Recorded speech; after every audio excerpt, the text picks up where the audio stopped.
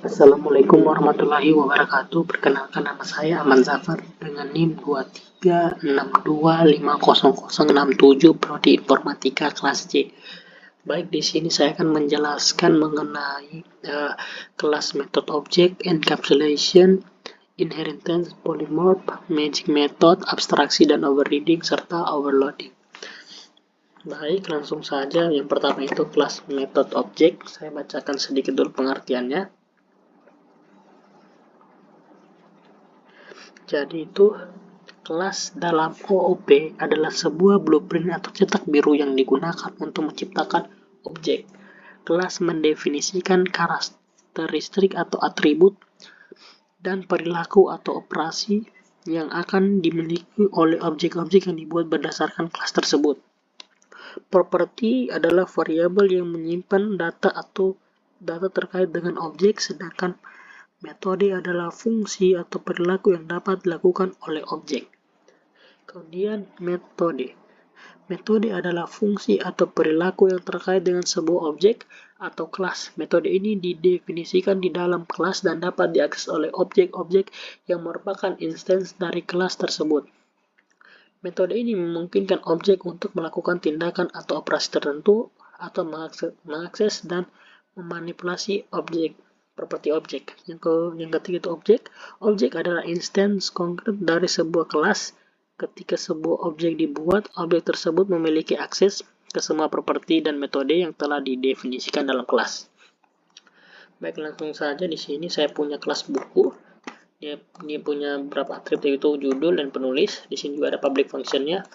Konstruk ini untuk men-style nanti parameter ini menjadi atribut. Kemudian di sini juga punya public function deskripsi. Nah, di sini saya punya variabel buku 1, new buku. Di sini saya panggil kelas buku. Dan di sini saya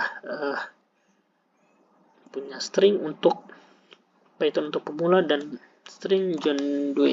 Nah, di sini saya panggil di sini new buku, terus di sini echo deskripsi. Nah, ketika saya panggil di sini, dia akan pertama kali masuk ke sini di konstruk judul.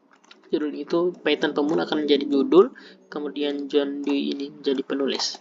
Nah, di sini itu dia akan merubah parameter yang ada di sini itu menjadi atribut yang ada di sini. Jadi itu Python untuk pemula, dia masuk ke sini, kemudian dia akan dirubah menjadi atribut kelas buku ini. Kemudian atau mengisi nilai dari atribut judul. Kemudian di sini ada John Doe ini, dia akan masuk ke penulis, parameter penulis pertama-tama karena kita panggil new buku. Kemudian dia akan merubah nilai dari atribut ini yang tadi atribut inti ada nilainya, dia akan merubah menjadi John Doe ini. Nah, kemudian itu saya juga punya public function deskripsi. Nah, ketika di sini saya punya echo deskripsi, maka dia akan menekan buku karena di sini tadi judulnya sudah berubah menjadi ini ya, judul ini sudah berubah menjadi Python untuk pemula, maka ini buku Python untuk pemula ditulis oleh John. Nah, sini penulis, ketika di sini John jadi John Doe. Makanya ketika sini itu akan seperti ini, buku Python untuk pemula ditulis oleh John Doe. Nah, begitu juga pula yang buku keduanya itu sama saja ya. Jadi master machine learning ini akan pertama kali ke sini, James Smith juga ke sini, kemudian dia akan merubah memasukkan nilai atribut ini tadi, atribut judul dan penulis pada kelas buku. Kemudian ketika saya echo buku deskripsi, buku ini tadi, terus dia minta this judul. Nah, di judul ini tadi sudah berubah menjadi mastering machine learning. Nah, makanya sini buku mastering machine learning ditulis oleh sini ada penulis. Nilai dari atribut penulis ini tadi kan sudah diisi jadi ini James Smith. Maka ketika di print nanti ditulis oleh James Smith, maka hasilnya juga seperti ini. Buku mastering machine learning ditulis oleh James Smith. Kemudian encapsulation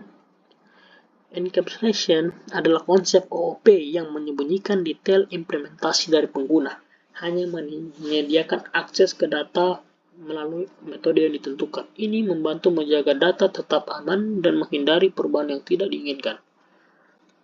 Encapsulation memiliki beberapa jenis. Yang pertama itu private, hanya bisa diakses dalam kelas itu sendiri.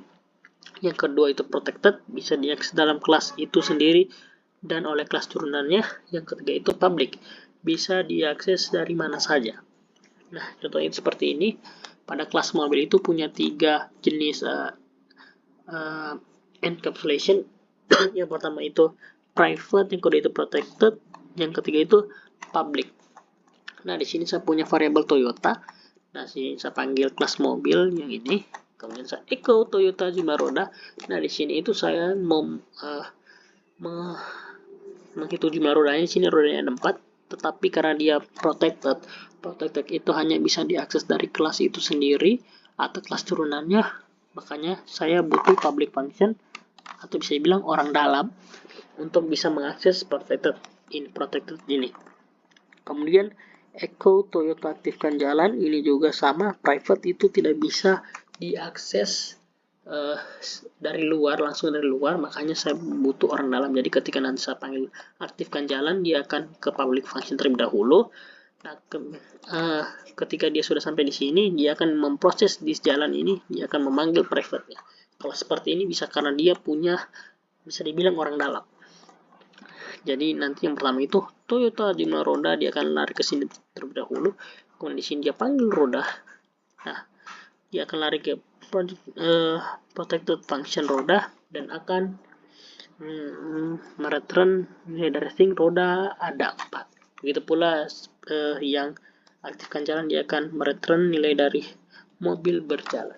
Nah, seperti ini hasilnya, roda ada 4, mobil berjalan. Lanjut ke inheritance. Inheritance adalah konsep di mana sebuah kelas dapat mewarisi properti dari metode dari kelas induknya. Ini memungkinkan penggunaan kembali kode dan pengaturan hierarki kelas. Dari sini pertama saya punya kelas kendaraan ya. Dan saya punya kelas kendaraan yang merupakan kelas induknya.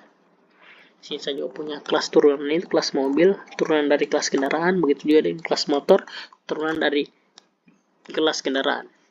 Nah, sini saya punya variabel mobil. Di sini saya panggil new mobil yang ini yang merupakan turunan dari kelas kendaraan. Terus ini saya isi Toyota.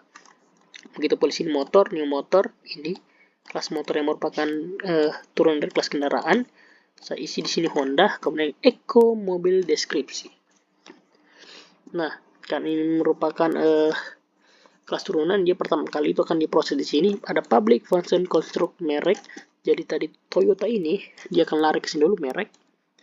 Kemudian ada magic method construct di sini akan merubah parameter ini menjadi atribut yang di sini. Nah, jadi ketika Toyota ini masuk ke sini, dia akan merubah nilai yang tadi masih kosong menjadi Toyota. Nah, ketika dia return sini, kan tadi saya panggil kelas mobil ya, di sini kelas mobil, maka dia akan mereturn ini. Di sini juga deskripsi ya, di sini deskripsi mobil merek, this merek berarti mobil merek Toyota. Begitu pula dengan motor Honda. Karena sini tadi saya panggil motor Honda ya, sini motor Honda, public function deskripsi, terus apa ini sini deskripsi juga. Sini motor merek. Nah, ini tadi Honda itu pertama itu dieksekusi di sini di construct ini magic method construct. Kemudian akan merubah parameter ini construct ini menjadi atribut yang di sini. Nah, merek ini tadi itu akan mengisi yang di sini. Jadi ketika nanti saya panggil seperti ini motor deskripsi, dia akan menghasilkan motor merek Honda. Nah, seperti ini. Kemudian lanjut lagi di polymorph. Nah, polymorph adalah konsep di mana objek dari berbagai kelas dapat diakses melalui antarmuka yang sama. Nah, di sini saya punya kelas hewan ya, kelas induk hewan. Kelas hewan merupakan kelas induk, dan di sini juga kelas turunan anjing yang merupakan kelas turunan dari hewan. Di sini juga ada kelas kucing yang merupakan kelas turunan dari hewan. Dan di sini juga ada fungsi-fungsi ini keluar dari kelas semua ini ya. Jadi ini fungsinya di luar, fungsi mandiri. fungsi tampilkan suara hewan. Nah, di sini saya punya pertama itu saya punya variabel hewan. Di sini saya panggil kelas hewan yang merupakan parentnya kelas induk. Nah, di sini kelas hewan, terus saya tampilkan suara hewan. Di sini akan pertama dieksekusi di sini di fungsi mandiri ini echo hewan bersuara. Nah, hewan bersuara ini di sini bersuara. Karena tadi saya panggil sini ini hewan. Nah, di sini akan masuk di sini ya. Public function bersuara. Di sini juga bersuara kan. Nah, hasilnya pasti suara umum hewan untuk variabel hewan. Kemudian variabel anjing ini saya panggil kelas anjing yang merupakan turunan dari kelas hewan. Di sini anjing. Public function return good, dia pasti akan keluarannya cup. Kemudian begitu juga dengan kucing. Kucing saya panggil kelas kucing. Kemudian dia akan tampilkan suara kucing. Dia public, dia kesini dulu, tampil suara, terus dia bersuara. Di sini dia panggil bersuara. Jadi dia akan mereturn nilai dari meow. Nah, maka hasilnya itu seperti ini. Suara umum hewan, gup, dan meow. Nah, kemudian lanjut ke magic method. Magic method adalah metode khusus di PHP yang diawali dengan 2 garis bawah dan memberikan fungsionalitas tambahan saat objek dipanggil atau diperlakukan dengan cara tertentu. Nah, di sini saya pakai magic method baru itu toString. Nah, toString itu metode yang memungkinkan objek untuk diubah menjadi string saat objek tersebut diperlakukan sebagai string. Nah, di sini saya punya kelas buku yang punya 2 atribut, private, judul, dan penulis. Di sini juga ada public function construct untuk merubah nilai nanti ini jadi parameter ini, construct. Nah, di sini juga ada public function itu magic method baru toString, mereturn nilai dari string nanti. Nah, di sini saya punya variabel buku. Di sini saya panggil kelas buku. Nah, sini saya isi pemrograman PHP John D juga. Nah, di sini saya echo buku. Nah, echo buku ini tadi itu dia akan pertama itu karena ini saya panggil tadi kelas buku, dia akan diproses di sini. Kemudian dia masuk di konstruk yang terlebih dahulu. Judul ini, yang pertama judul itu pemrograman PHP, kemudian penulisnya itu John ini. Dia akan merubah nilai parameter ini menjadi nilai atribut dari kelas buku. Nah, ketika ini sudah jadi, dia akan masuk ke sini lagi, public function toString. Dia akan mereturn nilai dari judul buku. Karena ini tadi sudah dirubah, jadi ketika dia dis judul, dia pasti akan menampilkan ini pemrograman PHP. Terus penulisnya John Dee. Nah, seperti ini hasilnya, judul pemrograman PHP penulis John Dee. Kemudian lanjut ke abstraksi. Abstraksi adalah konsep untuk menyederhanakan kompleksitas dengan menyembunyikan detail implementasi dan hanya menampilkan fungsionalitas penting dari suatu objek. Ini memungkinkan pengembangan untuk bekerja pada tingkat yang lebih tinggi, tanpa harus memikirkan detail-detail yang lebih rendah. Nah, di sini saya punya kelas abstrak, kelas bentuk ya, dalam bentuk kelas abstrak. Di sini juga kelas persegi yang merupakan turunan dari kelas bentuk. Nah, di sini saya punya variabel. Pertama ini dulu, abstrak public. Di sini fungsinya hitung luas, dan ini juga punya atribut sisi. Di sini juga punya function construct. Di sini juga ada public function hitung luas. Nah, pertama itu di sini saya punya variabel persegi. Saya panggil new persegi. Ini kelas persegi yang merupakan turunan dari kelas bentuk. Saya tetapkan jadi 4. Kemudian dia akan dikelola di sini. Sisi ini tadi yang 4 karena saya kasih masuk. Jadi sini 4. Kemudian dia akan merubah sisi parameter di sini, akan dia rubah menjadi atribut private ini. Dia masukkan nilainya ke dalam atribut private sisi. Nah, kemudian ketika saya echo luas persegi, nah dia persegi hitung luas. Nah, ketika itu dia akan ke sini hitung luas. Jadi ketika nanti dia return di sisi yang tadi ini 4 berarti ya. Ini 4. Jadi 4 dikali 4 ya. Sini kan ini kali, maka hasilnya adalah 16. Baik, lanjut ke overriding. Overriding adalah konsep di mana kelas anak menyediakan implementasi spesifik dari metode yang sudah didefinisikan di kelas induk. Ini memungkinkan kelas anak untuk menyesuaikan atau memperluas fungsionalitas metode yang diwariskan dari kelas induk. Nah, di sini yang pertama itu saya punya kelas hewan. Public function itu function bersuara return suara hewan. Yang kedua itu kelas kambing yang merupakan turunan dari kelas hewan. Dia punya sini public function itu bersuara, dia akan mereturn nilai MB.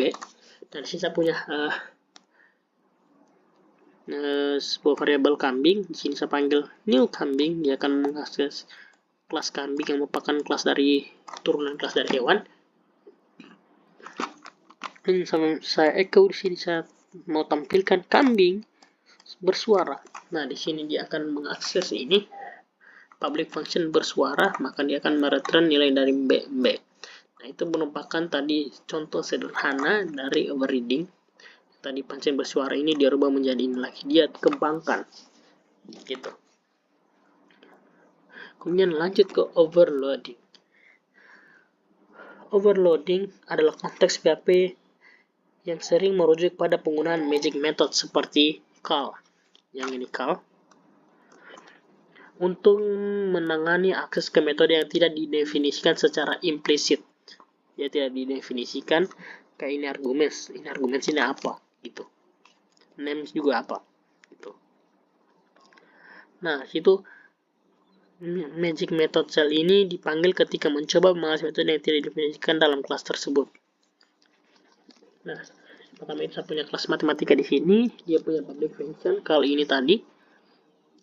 Nah, di sini juga ada perbandingan ya, ada if juga ada elif dan else.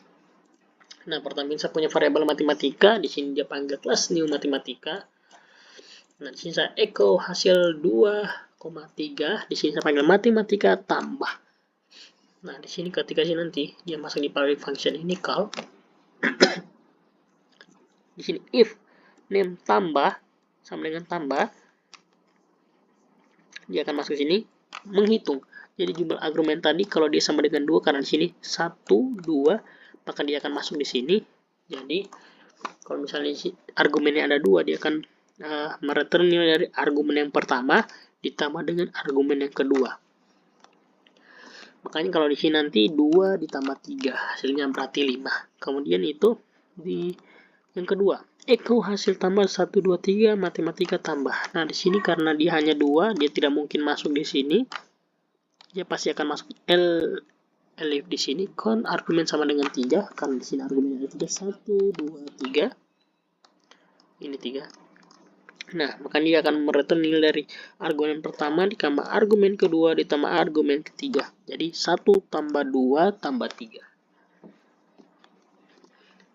Nah, maka hasilnya akan jadi 5. Nah, else ini apa? Else ini akan menghitung. Kalau misalnya nanti, oh ternyata argumennya lebih dari 3 dan kurang dari 2. Dia akan masuk di sini, jadi akan dieksekusi exception ini. Dia akan menampilkan metode name tidak mendukung jumlah argumen. Jadi seperti itu ya, dan hasilnya itu seperti ini. Baik, sekian penjelasan dari saya. Mohon maaf kalau kurang dimengerti. Saya akhiri. Wassalamualaikum warahmatullahi wabarakatuh.